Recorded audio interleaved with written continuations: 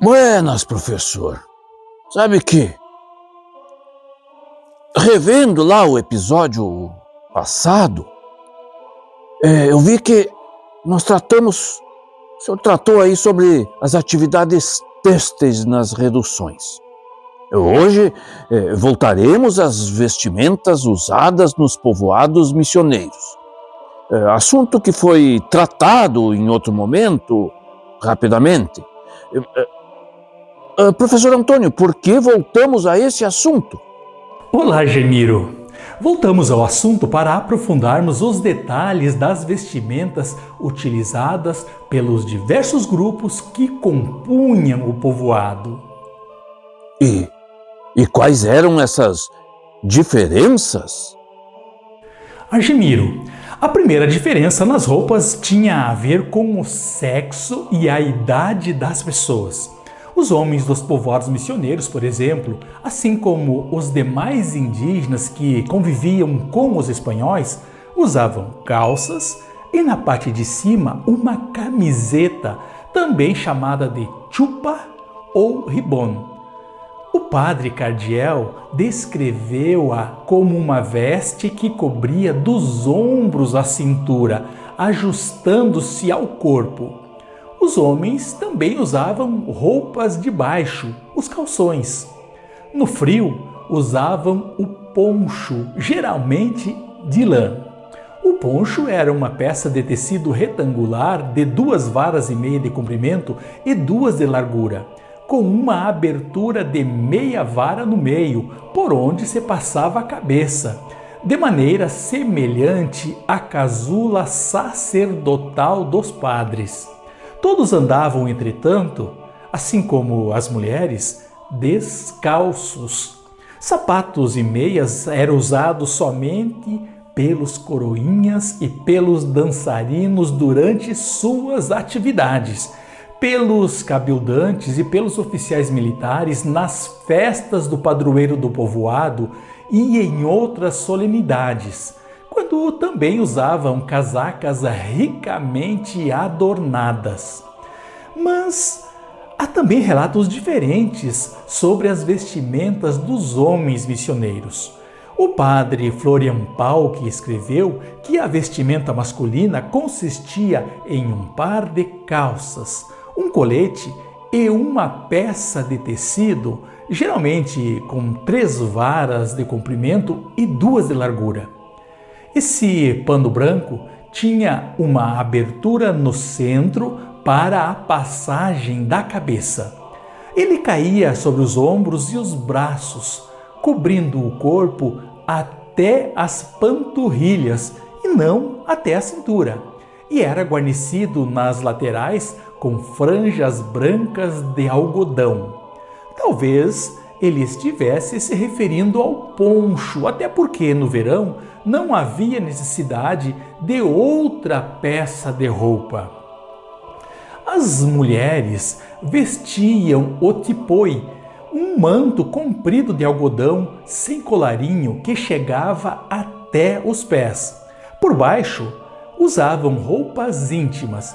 Cardiel menciona que a roupa de baixo, onde as mulheres pintavam a imagem de Nossa Senhora de Loreto, era longa e mais estreita, e que o tipoi era usado sobre ela, mais amplo e longo, à maneira da batina dos padres, mas sem cintura. O padre Domingo Muriel afirma que esse traje duplo era utilizado para ir à igreja ou comparecer às atividades públicas, mas que em casa e no trabalho do campo usavam um vestido com mangas mais simples e adequado ao trabalho. Da mesma forma, em público, as mulheres usavam o cabelo solto, enquanto no trabalho o prendiam com uma pequena rede. O padre Sepe, por sua vez, registrou que a vestimenta das mulheres dos povoados missioneiros era similar à das demais mulheres paraguaias. Escreveu que elas costuravam cerca de 4 braças de tecido em forma de saco oblongo. Pela parte superior enfiavam a cabeça e estendiam os braços por 2 buracos, abertos para esse fim. Usavam túnicas, o tipoi, de algodão no verão e de lã no inverno. As crianças pequenas usavam uma camiseta ou pequena túnica adequada ao seu tamanho e depois de crescidas, as roupas costumeiras masculinas ou femininas. É interessante. Quer dizer que existiam roupas mais refinadas nos povoados missioneiros, como você disse anteriormente? Vamos falar sobre elas? Evidentemente, Argemiro. Não apenas havia roupas com outros tecidos, geralmente comprados na Europa, que serviam aos padres em suas atividades litúrgicas, como havia também o uso desses tecidos caros no interior da igreja e nos uniformes de gala dos cabildantes, oficiais militares e dançarinos. No inventário dos bens dos povoados missioneiros de Francisco Xavier Brabo, feito em 1778, várias peças foram encontradas em tecidos vindos da Europa. Em São João Batista, por exemplo, havia 65 frontais de altar de vários tamanhos e cores, de acordo com as cores de cada tempo litúrgico, brancos, pretos, verdes, vermelhos, roxos, feitos de diversos tecidos, tissu, cetim, damasco, glacê, brocado, seda persa, lã, veludo, muitos com franjas ou bordados com fios de ouro e prata e alguns com bordados simples. 55 casulas e 25 capas para os padres, feitas dos mesmos tecidos, bordados ou não com as mesmas cores e detalhes. Centenas de outras peças litúrgicas, cortinas para o altar e para vestir imagens de santos, toalhas de mesa e do altar com pinturas de flores, flâmulas, estandartes, panos pretos para defuntos, camisetas para enterro de recém-nascidos, um conjunto em tecido com pinturas da via sacra, cortinas para portas e janelas e inúmeros rolos de tecido. Foram inventariadas também tintas e rolos com fios de prata, sinal de que havia atividade de pintura e bordado no povoado, além de 24.000 agulhas. O mesmo inventário de Brabo traz importantes informações sobre as vestimentas dos cabildantes do povoado missioneiro de São Luís. Ele informa que essas roupas eram usadas em momentos de festa e no recebimento de governadores e bispos.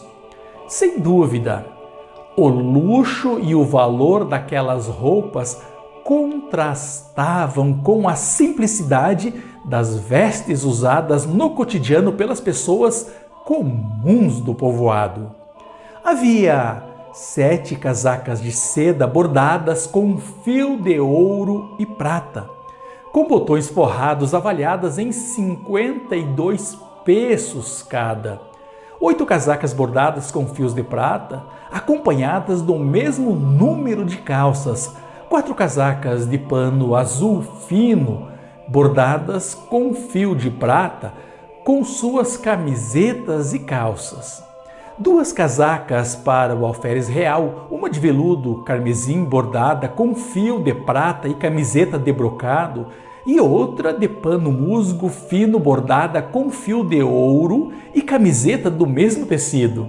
4 casacas de calamaco de seda, 4 de calamaco azul, 8 casacas pretas, sendo 6 de damasco com detalhes em prata, além de 50 chapéus. Enfim, assim eram as vestimentas nos povoados missioneiros. Espero que tenhas gostado do assunto tratado nesse episódio. Até o próximo. Agudivite. Obrigado. Mas olha, sabe que eu converso com meus amigos aí sobre os nossos episódios e certamente tenho muita novidade para contar para eles nas minhas andanças aí. Muito obrigado, professor. Obrigado. Esto.